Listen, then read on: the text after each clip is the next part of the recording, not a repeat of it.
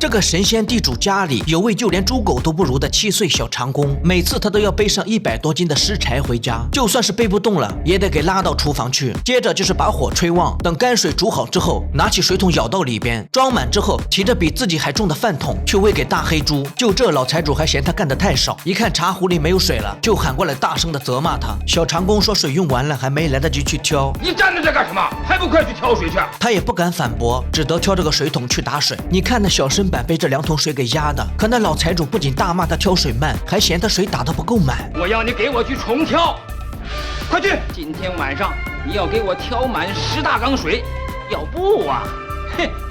我非打你个半死！小家伙只能老实的再去挑水回来，这2桶水把他压的可是不轻。就这样不知道来回了多少趟，小长工又困又累的，可是天就快亮了，还是没能把水缸挑满。但是井边上突然跳出来个胖娃娃，只见他一蹦一蹦的看向井底，下来之后抱起水桶就要畅饮，奈何桶里没水，他只得自己去打，但是小娃娃似乎自己拉不上来。小长工看到之后赶紧跑了过去。当心啊，小兄弟，你是不是找不到家了？你的爹妈呢？是不是渴了？说完他给小娃娃提了一桶，等他喝完道了声谢便走了。你真好，小哥哥。但是小长工回去还是有干不完的活在等着他，又困又累之下，终于顶不住睡在了磨盘上。在边上睡觉的老财主一听没了动静，就打开屋门，很轻很轻地走了进来。你以为他是生怕打扰了小长工的美梦吗？谁知他走进来之后，不仅破口大骂，还伸手拿烟杆子打了起来。你看他下手多重，烟杆子都给他打折了。小长工只能躲开，老财主就在后面追，哪成想一下扑到了面堆里。可是他起来还要再来，小长工趁机关门，给他摔了个狗吃屎。虽说是出了口气，可小家伙还是忍不住为自己的悲惨遭遇流下了眼泪。没想到这时胖娃娃又来了，他看出小哥不高兴，就要带他去自己家里玩。只见小家伙轻轻一跃，那悬崖上竟然长出了路，再唱上一首山歌，那植物竟然变成了梯子，带着他俩到了下面去。高兴的玩了一会儿之后，小娃娃问道：小哥哥，你怎么了？苦瓜皮打的，我天天替他干活，他还要打我，为什么给他干活？他说我家欠他的债，我的爹妈都被他逼死了，苦瓜皮就要我给他干一辈子的活儿。要给他干一辈子的活儿，那怎么行呢？说完，小娃娃就在头上拿下个红豆，只见他往地上一扔，很快叶子和花朵都长了出来。他摘下之后，让小长工拿去，就算是还财主的债了。那贪财的胡瓜皮看到这上好的人参，笑得自然是合不拢嘴，但他断定是小长工偷来的。听到是林子里的小娃娃给的，他来了劲，逼问小娃娃去哪里了。得知钻到了地里去，你为什么不抓住他呀？献给皇帝，可以做大官，发大财。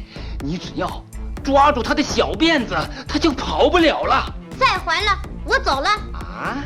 听到这，老财主哈哈大笑。只见他拿起算盘，从前你爹欠我的债，加上10年、20年、30年、40年、50年的利息，算你还清了。那我该走了。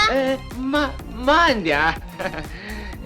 可是啊，还有你爷爷欠我老太爷的钱，还有你爷爷的爷欠我老太爷的钱。小哥说他放屁，问他到底放不放人。可是老财主非要拿小娃娃来交换，小哥是说啥也不肯带他去。没想到那有钱人是真的能屈能伸，当场就给小哥磕起了头。小哥不肯带他去找，就只能等到半夜老财主睡着了之后再出去。可他出去一看，那老家伙正盯着他呢。小哥赶忙回去，等他关灯之后才敢悄悄地跑出去。可这一切都是财主的诡计，他一路都紧跟着小哥。等到人参娃娃出来，胡瓜皮猛地窜出，一把就抓住了小辫子。小哥上来使劲咬了他一口，才算让他松了手。但人参娃娃跑了之后，他就拿小哥撒气，一股脑就把小哥撵到了悬崖边上。这时候人参娃娃出来，老财主赶紧追去，只是一番追逐之后，老财主竟然累死在了地上。哎呀，小哥哥，苦瓜皮跌死了，你快来看呀！谁知这正是老家伙的计谋，等着他们过来呢。一看时机成熟，就抓住了他。人参娃娃再也逃不掉了。可突然他带着老财主飞了起来，看他还不松手，便一头扎进了土里。老财主也一直往下挖去，最终贪心不足的他自己埋葬了自己。